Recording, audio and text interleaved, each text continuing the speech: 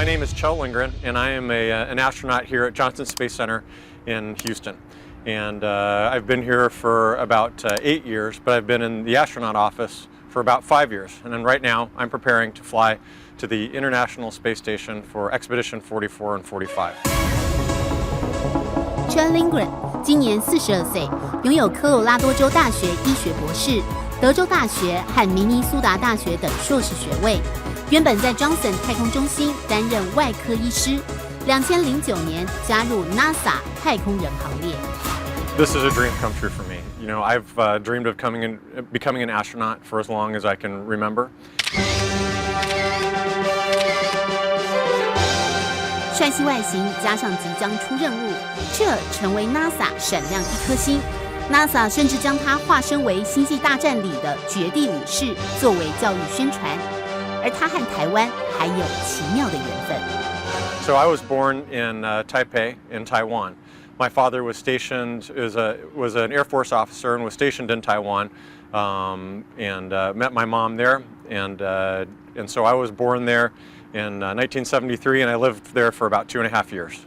I think definitely that my father's job had some influence on my desire to become an astronaut, but for sure, I'm very excited to, share the excitement with the people of Taiwan.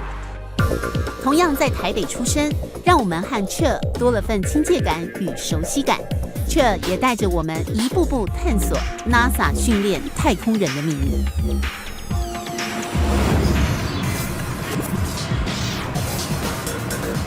在地表上模拟训练和实际太空操作最大的差异就在于地心引力。为了让太空人实际体验太空的无重力环境 ，NASA 特别打造一个中性浮力实验室。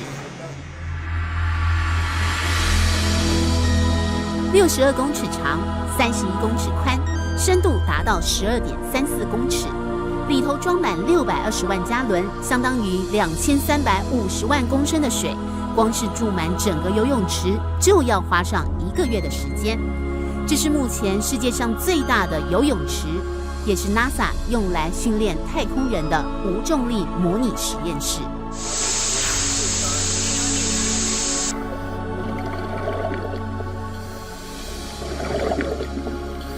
Swimming pool is called the Neutral Buoyancy Laboratory, and it's an amazing facility. So the idea is that we go into that pool to practice our spacewalks, and we'll wear the white spacesuit, and that when we're put into that pool, the divers will balance us out so that we don't float up or float down. And it's a way for us to kind of understand what it's like to work in microgravity.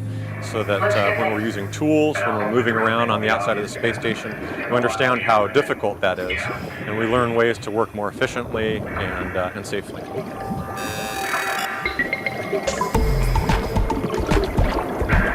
游泳池里放置国际太空站模组和所有太空车以及装备模型，旁边的钢柱每一个都可以承受1.6吨的重量，还有一个机器吊背可以举起495磅的装备。太空人必须全副武装，穿上重达130公斤重的太空衣装备，被起重机吊起来放进游泳池里，然后模拟在国际太空站可能面临到的所有工作，包括组装或是维修时程。透过浮力抵消重力，看似水中漫游很轻松，实际上训练就是一项挑战。It was the first time that I got to get into that pool because for me, wearing that white spacesuit and getting into the pool was really a milestone event. I mean, I really felt like, wow, I'm really training to work in space.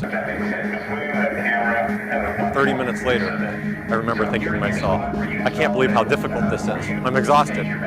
Because everything that we do in the pool, that we do in space in the spacesuit, you do with your hands. You know, we say spacewalking, but we don't use our feet. We use our hands to move around.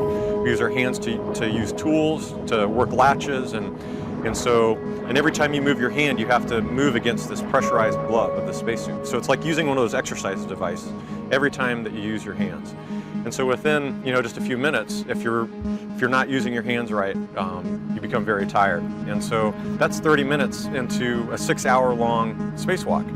So if you're tired in the first 30 minutes, you've got a long day ahead of you.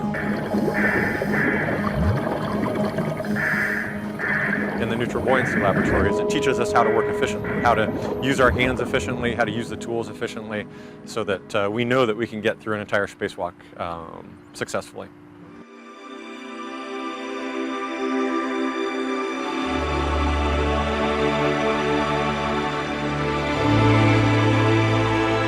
NASA's current mission right now is the International Space Station. It's a partnership with 16 different countries. We still don't know a lot about people living in space. We're always learning about how humans can live in space. 5, 4, 3, 2, 1. And liftoff at dawn. The dawn of Orion and a new era of American space exploration.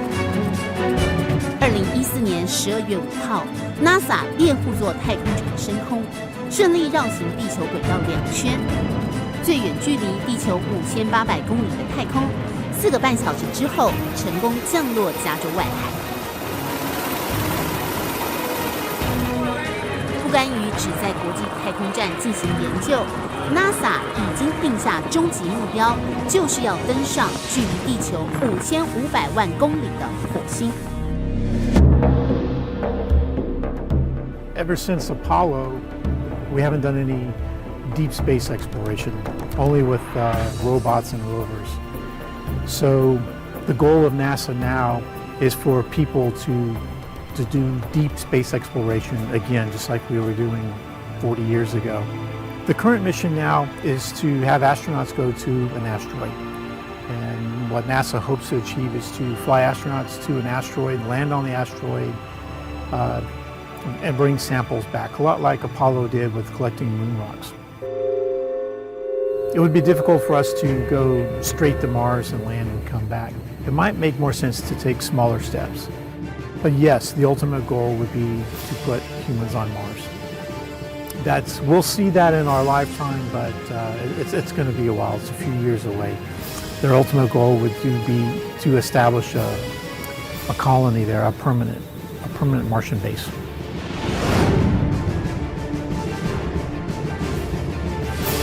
猎户座太空船就是 NASA 最新研发的新一代载人太空飞行器，空间比阿波罗计划大上2倍，每一架可以承载4名太空人。你现在看到这个白色的太空车 Space Rover 呢，就是为了登陆火星计划而设计的。那么这一台太空车呢，它里面有可以提供太空人长达14天的氧气、水分还有食物，来以备到时候太空人登陆火星之后的太空探险。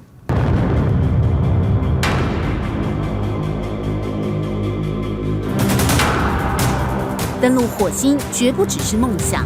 荷兰一家民间公司已经提出火星1号计划，向全球招募志愿者移民火星。日前公布了100位候选人名单，最后要筛选出24人，预计2024年将他们送上红星球。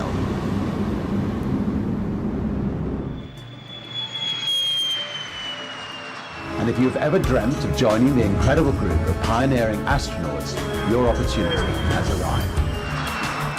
而在移民火星之前，英国大亨布兰森的维珍集团也积极研发太空船2号，要打造太空旅行。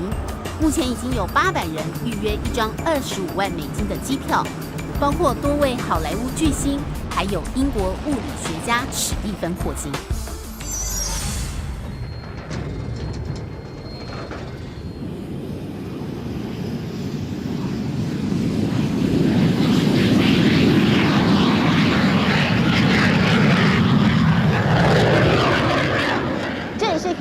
艾灵顿机场，现在它是 NASA 训练太空人飞机起降的地方，但最快在2016年，这个机场可能会成为一个太空机场。看准太空旅行高达7000多亿美金的商机，目前美国已经打造9座太空机场，而与 NASA Johnson 太空中心一条街之隔的艾灵顿机场将成为第10座。可以让太空飞行器起降的太空机场。What we're doing in planning today for the Houston Spaceport is we see in the near future, 10 to 15 years, the need for what they call point-to-point transportation, and so we will have a spacecraft flying from Houston to Taipei, perhaps, in less than 3 hours. The Earth's not going to be here forever. We have to look out into space to see where else humans can go. One of the reasons why that we study space is that eventually humans would move beyond the Earth and go to another planet. And I think that's part of human nature, is just exploring. We always want to see what's over the next mountain or on the other side of the river. And so now it's to find out, is to explore the solar system and to go to another planet.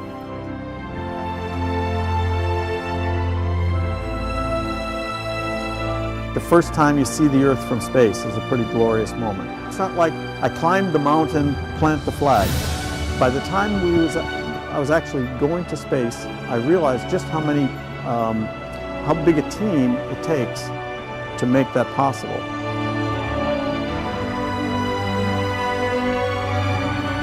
Someday, who knows what we're able to accomplish. I mean, it was only a little over 100 years ago that we started to fly, and now we're living in space. It's not only learning how to maybe leave the planet, but how to take better care to take care of the planet that we have right now.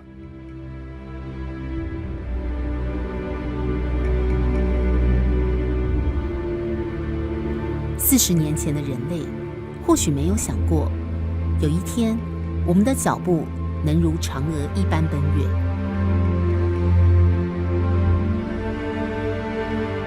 如今，当我们仰望星空，未知的世界成为已知，人类的历史又往前进好一大步。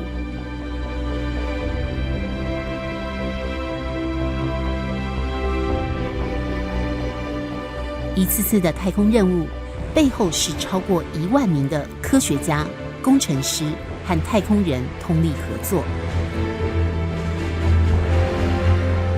而太空飞行的危险、成功和失败，往往只有一线之隔。但人类探索之路，就像浩瀚无垠的宇宙，永无止境。NASA 或许就像一把通往宇宙的钥匙，为所有在地球上的人类开启了那扇天空之门，让我们也能看见太空人所看到的景象，那是我们的美丽星球，以及深藏在宇宙星系间的更多奥秘。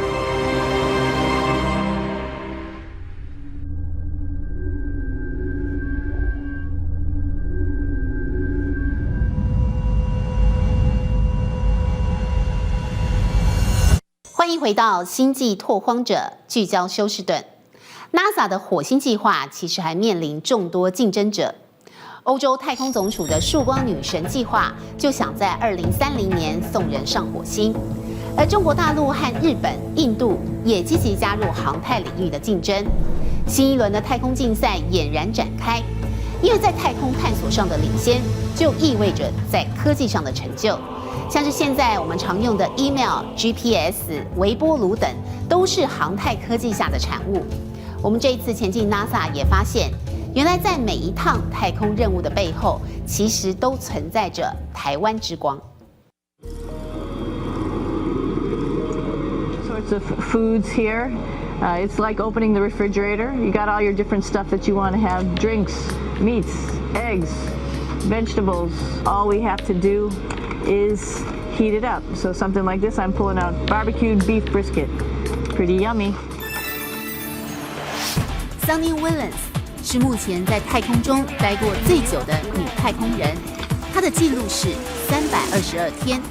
而在这长达1年的时间当中，解决她基本民生问题幕后的关键人物就是她，台湾博士郭正光。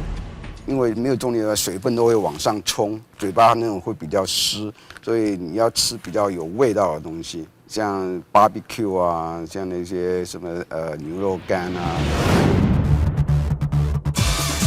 郭正光，台大农艺和德州大学农工学食品科技博士，1980年加入 NASA 旗下的食品分析实验室，负责品管太空食谱，帮太空人健康把关。说太空人平均1个月最严重的话会损失1%的钙质。你要是上去1年的话，你损失10%到12%的钙的话，你下来很容易骨折。哎，为什么啊？没有重力状况下，你的那个钙质的新陈代谢就会改变。那我们要知道说哪一种特殊的食物能够改变它的那个钙质的新陈代谢，把吃的东西跟排泄出来的东西都整个分析一下，最后认为有效的东西就是说只能少吃一点肉。